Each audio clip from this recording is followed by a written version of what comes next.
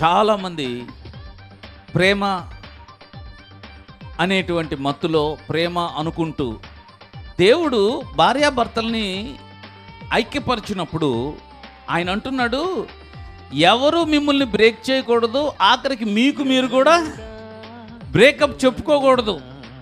ఇక మీదట మీరు శాశ్వతంగా ప్రేమ చూపించే కష్ట సుఖాలు, ఇబ్బందులు, బాధ కలిగించే విషయాలు, ఆర్థిక ఏదైనా రానివ్వండి, వాటన్నిటి మధ్యలో కూడా ఈ ప్రేమ తెగిపోదండి.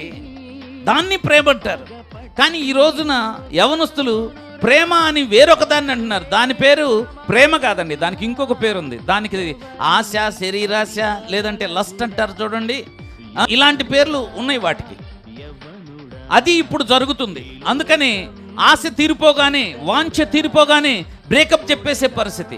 కుదరదు అనంటే కుదుర్చుకోవాలి అనే ఆలోచన లేకుండా నాకు కుదరదంతే అని చెప్పని వేరైపోయేటువంటి యవన బిడ్డల పరిస్థితులు. నేనంటాను, నువ్వు ప్రేమించింది ప్రేమ కాదు.